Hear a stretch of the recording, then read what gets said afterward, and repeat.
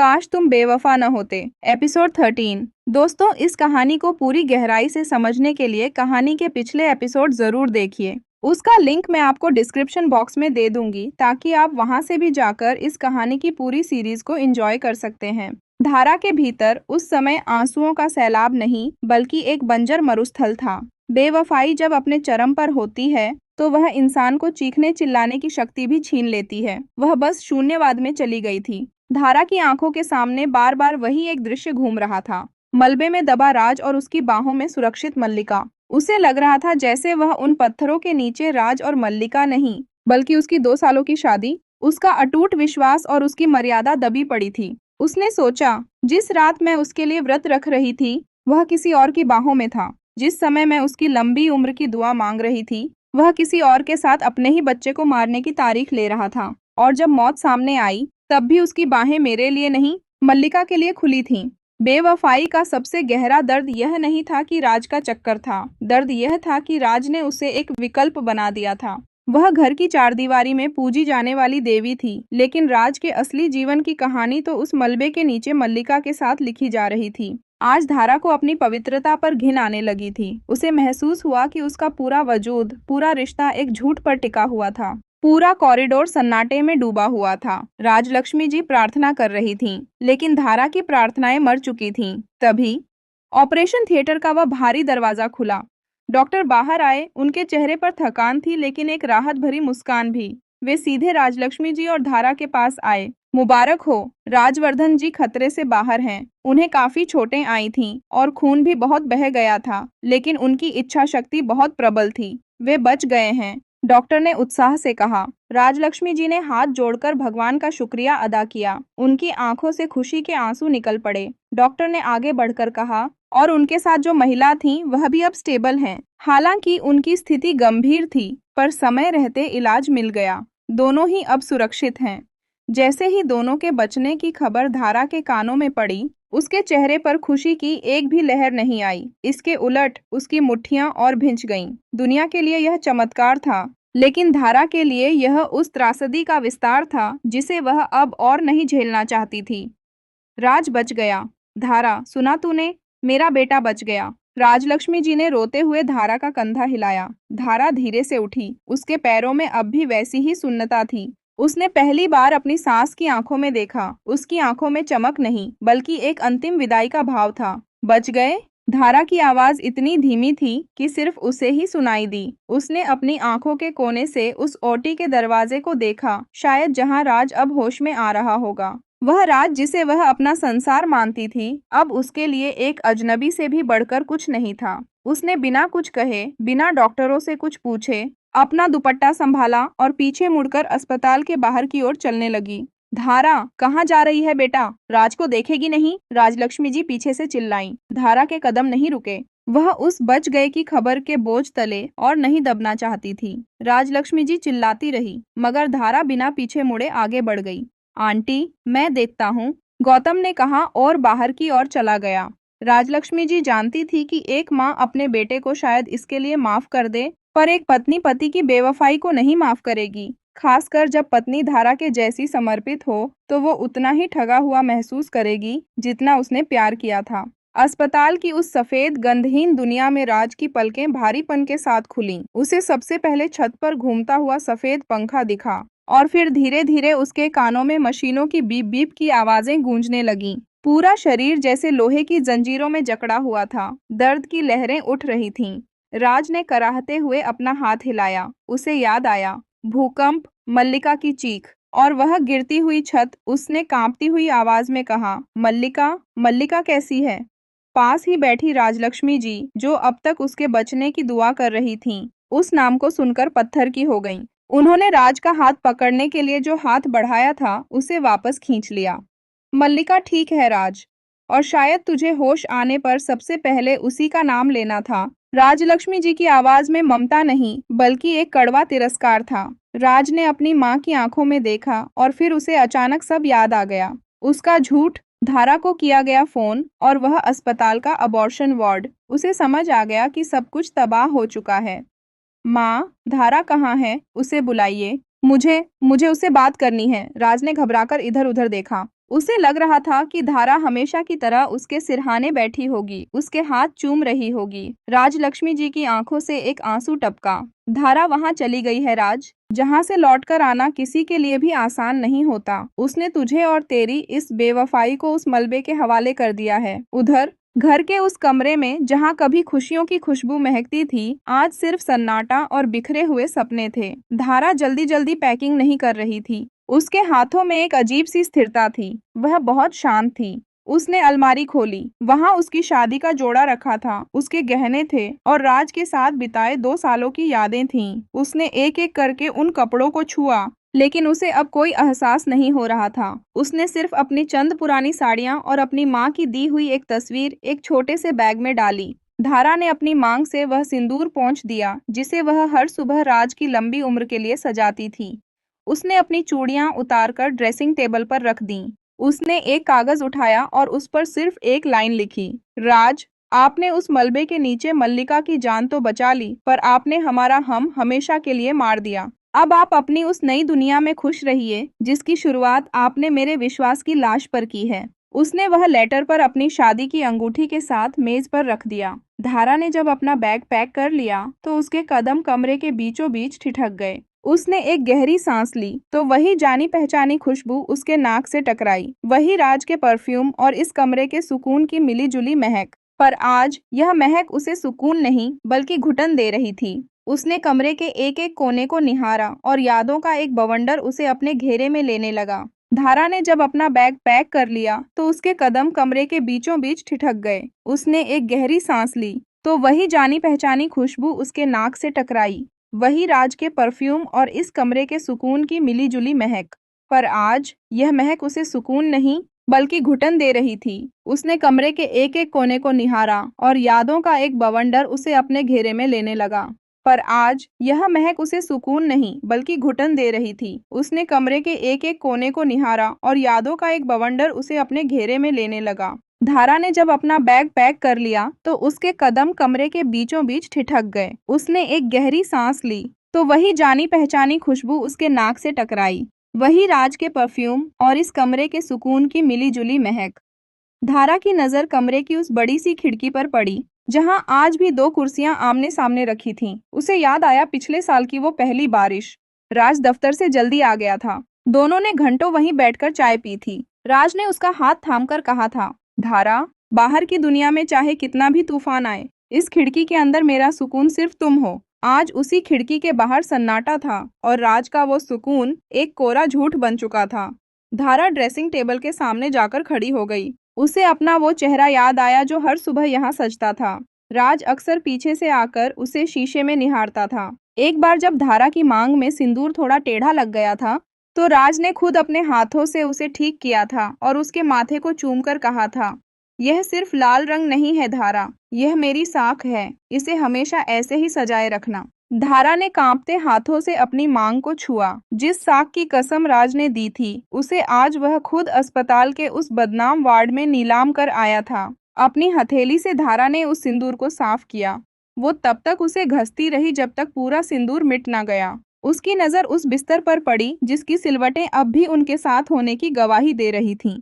उसे याद आई वो सर्द रातें, जब राज को नींद नहीं आती थी और वह अपना सिर धारा की गोद में रखकर घंटों अपने बचपन की कहानियां सुनाता था। वह कहता था, धारा, तुम न होती तो मैं कब का बिखर गया होता।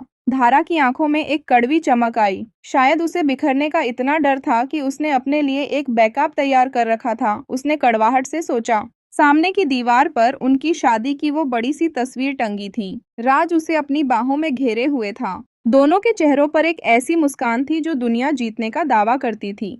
धारा ने उस तस्वीर की ओर हाथ बढ़ाया, पर उसे छूने से पहले ही खींच लिया। उसे लगा जैसे उस तस्वीर का राज उसे देखकर हंस रहा हो, एक ऐसी हंसी जिसमें उपहास था, धोखा था। धारा ने देखा कि साइड टेबल पर राज की घड़ी रखी थी, जिसे वह जल्दीबाजी में पहनना भूल गया था। उसने उस घड़ी को उठाया। उस घड़ी की टिक टिक उसे उन लम्हों की याद दिला रही थी जो अब कभी वापस नहीं आएंगे। उसने एक एक करके उन यादों को अपने दिल की तिजोरी में बंद किया और फिर उस पर धोखे का ताला लगा दिया।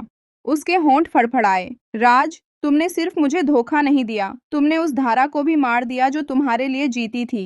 उसने अपना बैग उठाया और कमरे की लाइट बंद कर दी। अंधेरे में उसे राज के साथ बिताए वो हसीन पल जुगनू की तरह चमकते दिखे, पर उसने उन पर ध्यान नहीं दिया। वह कमरे से बाहर निकली और भारी मन से दरवाजा बंद कर दिया। वह आवाज खटाक ऐसी थी जैसे किसी ने उसकी 2 साल की जिंदगी की किताब पर आखिरी मुहर लगा दी हो। हॉस्पिटल में, अस्पताल के उस आईसीयू वार्ड में, जहां मशीनों की लगातार होती बीप बीप मौत और जिंदगी के बीच के फासले को नाप रही थी, वहां राज की बेचैनी बढ़ती ही जा रही थी। उसे होश तो आ गया था, लेकिन उसकी रूह अब भी उस मलबे के नीचे दबी महसूस हो रही थी। राज की आंखों में दर्द से ज्यादा छटपटाहट थी। उसकी फटी हुई आवाज बार बार एक ही नाम ले रही थी, धारा।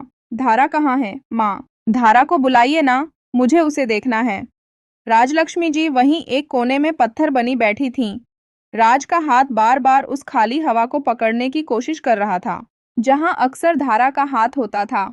धारा, धारा, धारा, वह अर्ध विक्षिप्त अवस्था में बड़बड़ा रहा था। जब भी वार्ड का दरवाजा खुलता, राज की गर्दन झटके से उस तरफ मुड़ती। उसे उम्मीद थी कि अभी धारा अपनी वही चिर परिचित चिंता भरी मुस्कान के साथ अंदर आएगी, उसके माथे पर हाथ रखेगी और कहेगी, आप फिक्र मत कीजिए राज, मैं आ गई हूँ। डॉक्टर ने आकर उसे इंजेक्शन देना चाहा, लेकिन राज ने डॉक्टर का हाथ पकड़ लिया। डॉक्टर साहब, मेरी पत्नी कहाँ है? वो बाहर खड़ी होगी, वो अंदर आने से डरती है। आप उसे बोलिए मैं ठीक हूँ, उसे बुलाइए प्लीज। डॉक्टर ने मायूसी से राजलक्ष्मी जी की ओर देखा। राजलक्ष्मी जी उठी और राज के बेड के पास आईं। उनकी आंखों में ममता की जगह अब सिर्फ एक गहरी तकलीफ थी। राज, किसे पुकार रहा है तू? उस धारा को जिसका विश्वास तूने उसी मलबे के नीचे दफन कर दिया, या उस धारा को जिसे तूने कल रात फोन पर गोदाम में आग लगने का झूठ बोला था? राज की आंखों से आंसू बहने लगे। माँ, वो बस एक गलती थी। मैं उसे सब समझा दूंगा। वो मेरी बात मान जाएगी। वो मुझसे बहुत प्यार करती है माँ। प्यार करती थी राज, करती थी और करती है में बहुत बड़ा फर्क होता है। राजलक्ष्मी जी ने उसका हाथ झटक दिया। जब तू मलबे के नीचे मल्लिका को अपनी बाहों में छिपाए बैठा था, तब धारा वहीं खड़ी थी। उसने अपनी आंखों से अपनी बर्बादी का मंजर देखा है। उसने सुना है कि तू मल्लिका को यहाँ पत्नी बताकर उसका गर्भपात कराने लाया था। राज का गला रुंध गया। वह कुछ कहना चाहता था, सफाई देना चाहता था, लेकिन शब्द उसके होंठों पर ही दम तोड़ रहे थे। उसे अब एहसास हो रहा था कि जिस धारा को वह हमेशा टेकन फॉर ग्रांटेड लेता था, वही उसकी जिंदगी की धुरी थी। धारा, एक बार, बस एक बार आ जाओ। माँ, बस एक बार उसे ला दीजिए। वह पागलों की तरह चीखा। नर्सों ने उसे पकड़कर बेड पर लेटाया, क्योंकि उसका ब्लड प्रेशर तेजी से बढ़ रहा था। पर उस कमरे की दीवारों से सिर्फ उसकी अपनी आवाज टकराकर वापस आ रही थी। अस्पताल के उस लंबे गलियारे में अब धारा के कदमों की आहट नहीं थी। राज जिस नाम को अपनी ढाल समझकर पुकार रहा था, वह ढाल अब टूटकर उसके जीवन से हमेशा के लिए जा चुकी थी। राज की आंखें धीरे धीरे फिर से बंद होने लगीं। दवा के असर से नहीं, बल्कि उस सच के बोझ से कि आज उसने अपनी जान तो बचा ली थी, पर अपनी जिंदगी हार दी थी। अस्पताल का माहौल तब और भी तनावपूर्ण हो गया जब मल्लिका की माँ, सावित्री देवी, वार्ड में दाखिल हुई। उनके चेहरे पर चिंता से ज्यादा गुस्सा और समाज का डर साफ झलक रहा था। जैसे ही उन्होंने मल्लिका को होश में देखा, उनकी ममता जागने के बजाय कड़वाहट बनकर बाहर निकली। मल्लिका ने जैसे ही अपनी माँ को देखा, उसकी आंखों में उम्मीद की एक चमक आई। माँ, देखिए ना, क्या हाल हो गया मेरा। लेकिन सावित्री देवी वहीं दूर खड़ी रहीं। उन्होंने मल्लिका के पास जाकर उसका हाथ तक नहीं थामा। हाल तो मेरा बुरा है मल्लिका, जो आज मोहल्ले वालों को मुंह दिखाने लायक नहीं रही। मल्लिका हैरान रह गई। माँ, आप ये क्या कह रही हैं? मैं मौत के मुंह से बाहर आई हूँ। काश तू उस मलबे से बाहर ही ना आती। सावित्री देवी की आवाज में जहर था। तुझे पता है बाहर क्या हो रहा है? पूरे शहर में खबर फैल गई है कि मल्लिका नाम की लड़की एक शादीशुदा मर्द के साथ अस्पताल के एबॉर्शन वार्ड में दबी पाई गई। मीडिया वाले गिद्धों की तरह अस्पताल के बाहर खड़े हैं। लोग तेरी तस्वीरों पर थूक रहे हैं। मल्लिका रोने लगी। माँ, राज मेरे साथ था, उसने मुझे बचाया। वही राज न, जिसकी असली पत्नी मलबे के पास खड़ी होकर तुम्हारी आशिकी का तमाशा देख रही थी। सावित्री देवी ने ताना मारा। बाहर की दुनिया तुझे घर तोड़ने वाली कह रही है। जिस अस्पताल के मलबे से तुम दोनों निकले हो, वो जगह तुम्हारी बदचलनी की गवाही दे रही है। लोग पूछ रहे हैं कि ऐसी क्या मजबूरी थी जो एक कुंवारी लड़की को शादीशुदा मर्द के साथ चोरी छिपे अस्पताल जाना पड़ा। मल्लिका ने अपने कान बंद कर लिए। पर सावित्री देवी के शब्द तीखे तीर की तरह उसे चुभ रहे थे। तुझे क्या लगा था राज तुझे अपना नाम दे देगा? देख ले, उसका पूरा परिवार उसे बचाने में लगा है और तू यहाँ अकेली बदनाम हो रही है। हमारी इज्जत का तूने कबाड़ा कर दिया। अब कौन तुझसे शादी करेगा? कौन सा शरीफ खानदान तुझे अपनी बहू बनाएगा? सावित्री देवी ने पास पड़ी मेज पर एक अखबार पटक दिया, जिसमें राज और मल्लिका की धुंधली सी तस्वीर छपी थी और हेडलाइन में अवैध संबंध और हादसा जैसे शब्द लिखे थे। आज तू सिर्फ एक मरीज नहीं है, तू इस शहर की सबसे बड़ी बदनाम औरत बन चुकी है। मीडिया वाले तेरे चरित्र के चिथड़े उड़ा रहे हैं। तेरा वो राज तो अपने रसूख और पैसे से बच जाएगा, पर तू तू कहाँ मुंह छिपाएगी? मल्लिका की सिसकियां अब चीखों में बदल रही थीं। उसे समझ आ रहा था कि जिस राज को वह अपनी दुनिया मानती थी, उस रिश्ते की कीमत उसे अपनी पूरी साख देकर चुकानी पड़ रही है। सावित्री देवी ने जाते जाते मुड़कर देखा और कहा, अस्पताल से निकलते ही कहीं दूर चली जाना, क्योंकि इस घर के दरवाजे और इस समाज की आंखें अब तेरे लिए कभी नहीं खुलेंगी। मल्लिका की हालत ऐसी नहीं थी कि वह अपने पैरों पर खड़ी हो सके, लेकिन अपनी माँ के कड़वे बोल और बाहर फैली बदनामी की आग ने उसे बेचैन कर दिया था। वह दीवार का सहारा लेकर थरथराते कदमों से अस्पताल के गलियारे में राज के वार्ड की ओर बढ़ने लगी। उसके हाथ कांप रहे थे और आंखों से लगातार आंसू बह रहे थे। राज के वार्ड के ठीक सामने बाहर की तरफ पुलिस और मीडिया की हलचल देख वह सहम गई, लेकिन वह रुकी नहीं। जैसे ही उसने कमरे के अंदर कदम रखा, उसने देखा कि राज पट्टियों में लिपटा हुआ छत को ताक रहा था। राज की आंखों में भी एक गहरा खालीपन था। राज, मल्लिका की भर्राई हुई आवाज ने सन्नाटा तोड़ा। राज ने चौंक कर उसकी ओर देखा। उसे उम्मीद थी कि शायद धारा आई होगी, लेकिन सामने मल्लिका को बेबस हालत में खड़ा देख उसका दिल बैठ गया। मल्लिका, तुम यहाँ, तुम्हें आराम करना चाहिए, राज ने धीरे से कहा। मल्लिका बेड के पास पहुंचते पहुंचते लड़खड़ाई और राज के पैरों के पास ही बैठ गई। आराम? राज, अब मेरी जिंदगी में कभी आराम नहीं होगा। माँ आई थी, उन्होंने जो कहा उसने मुझे जीते जी मार दिया। राज, बाहर जाकर देखो, पूरा शहर हमें थू थू कर रहा है। मीडिया वाले कह रहे हैं कि हम उस अस्पताल में क्या कर रहे थे। लोग मुझे घर तोड़ने वाली और बदचलन कह रहे हैं। मेरी माँ ने कह दिया है कि मेरे लिए घर के दरवाजे बंद हैं। मल्लिका की आवाज में एक अजीब सा पागलपन था। राज, मैं बदनाम हो गई हूँ, मेरा सब कुछ लुट गया। जिस समाज में मैं सिर उठाकर चलती थी, आज वहाँ लोग मेरी फोटो देखकर गंदी बातें कर रहे हैं। मेरी पहचान सिर्फ तुम्हारी वो बनकर रह गई है। राज खामोश रहा। उसे समझ नहीं आ रहा था कि वह क्या कहे। वह खुद अपने दुख से परेशान था। मल्लिका की बदनामी का सच उसे आईने की तरह अपनी गलती दिखा रहा था। बोलते क्यों नहीं राज? मल्लिका चीखी। तुम तो कह रहे थे कि तुम सब संभाल लोगे। देखो, मैं इस दुनिया में सबसे बड़ी गुनहगार बन गई हूँ। अब क्या होगा हमारा? क्या तुम मुझे वह दर्जा दोगे जो तुमने धारा को दिया था, या तुम भी मुझे इस बदनामी के समंदर में अकेला छोड़ दोगे? राज ने खिड़की की ओर देखा, जहां दूर कहीं धारा के जाने का निशान भी बाकी नहीं था।